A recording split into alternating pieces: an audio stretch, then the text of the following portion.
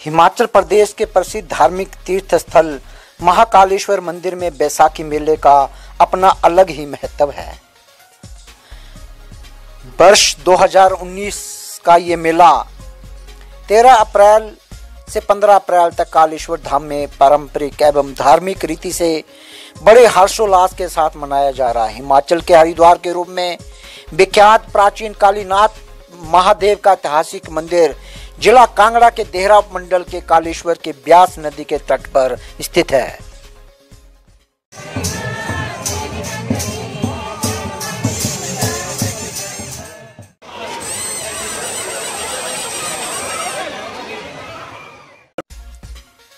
कालेश्वर में स्थित कालीनाथ मंदिर का इतिहास पांडवों से भी जुड़ा हुआ है।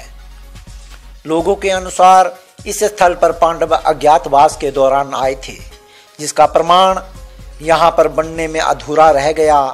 पांडवों द्वारा निर्मित मंदिर तथा अर्जुन द्वारा तीर मारकर 5 तीर्थों के जल निकलने वाली जगह पंचतीर्थी मौजूद है। बताया जाता है कि पंचतीर्थी तथा ब्यास नदी में स्नान को हरिद्वार स्नान के बराबर माना गया है।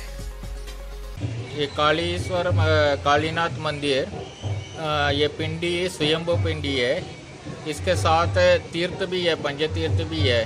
सो बैसाखी दिन में, संक्रांति के दिन में सभी लोग यहाँ तीर्थ में स्नान करके, नदी में भी स्नान करके, उसके बाद बाबा जी कालेश्वर कालीनाथ के दर्शन करके फिर घर के जाता है। इससे क्या होता है, सारे इस साल पूरा उनको है सुरक्षित रहता है, घर में सारे समस्या दूर हो जाता है। इसलिए बहुत लोग यहाँ आसपास में पंजाब में, हरिद्वार, हरियाणा सभी जगह से यहाँ माता टेकने के लिए बैसाखी मेला में आता है।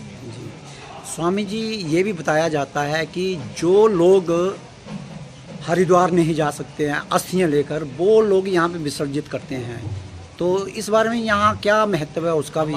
हमारा गुरुजी ने बताया, ये योगम मंदिर है, ये अभी का मंदिर नहीं है। ये सत्य युग में ये हरिद्वार है से ये वो एक युग में एक जगह हरिद्वार मान्यता होता है। इसलिए ये जो बड़ी ऊंचा स्थान है हरिद्वार से, ये इसलिए यहाँ महत्व है।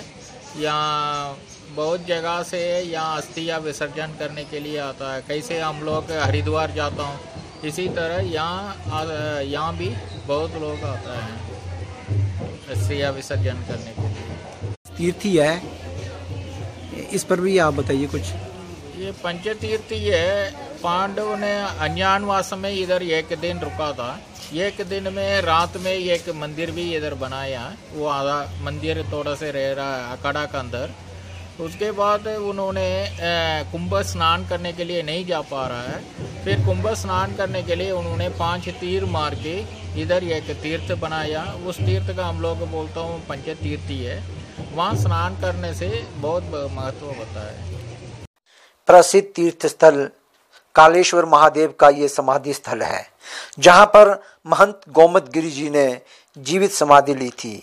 ऐसा क्या कारण रहा कि महंत गोमद गिरी जी को जीवित समाधि लेनी पड़ी? आइए जानते हैं स्थानीय निवासी ईश्वर सिंह राणा जी से। बताइए। महात्मा गौतम गिरी इनके पास थी पारसमणि। जब राजा राज करते थे तो उन्होंने, राजा ने मतलब पारसमणि मांगी इनसे कि महाराज पारसमणि दे दो। उन्होंने बोला महाराज ऐसे पारसमणि नहीं दी जाती है, ये व्यास देव ऋषि ने और व्यास में जल में छोड़ देता हूँ, ढूंढ लो जाकर। जब उन्होंने फेंक दी व्यास में, तो राजा ने हाथी घोड़े समूहों से जल के व्यास में बांधी। वो 2.5 पड़ियाँ टच हुई, सोना बन गए, लेकिन पारसमणि नहीं। ऐसी गहरी कुंजर में चली। ये राजा निराश हुआ, ये पारसमणि में नहीं। राजा महात्मा को भी खा मुखा तंग किया। तो फिर उन्होंने मतलब माफ़ी मांगी आके कि मारा माफ़ कर दो। बोला अभी क्या माफ़ करना, जो होना सो हो गया, अब मैंने समाधि लेनी है, दीवार चिन्ह दो। तो उस टाइम की ये समाधि चली। ये जो आपके जो पीछे है, हाँ, ये उस टाइम की समाधि है। कितना समय हो गया इस समाधि को? ये तो 400-500 साल से पहले, जब राजा राज करते थे। ये जब मतलब है, फिर राजा ने बोला जब मेरी डेथ होगी तो मेरी समाधि भी यही होगी। तो इस दरख्त के नीचे ये रानी किया और सामने राजा की, तो उस टाइम की समाधि बनी। ये कौन से राजा थे? ये जसवा राजा, जसवा के राजा।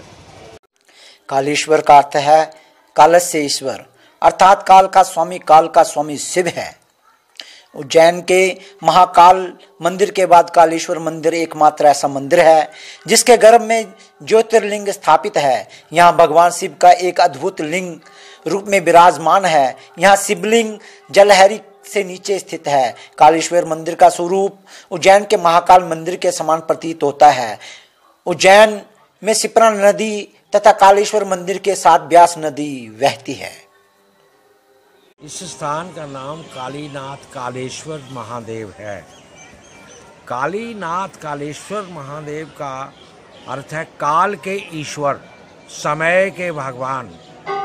माँ काली ने यहाँ पर जब तपस्या करी तो माँ के ऊपर बहुत बुरा समय चल रहा था। शिव पैर के अंगूठे के बल पर 11,000 वर्ष माता काली ने, ये जो अंदर का स्वरूप आपने देखा है, इसको माँ ने स्वयंभू रूप है और माँ ने इसको प्रकट किया है और इसी की तपस्या की है।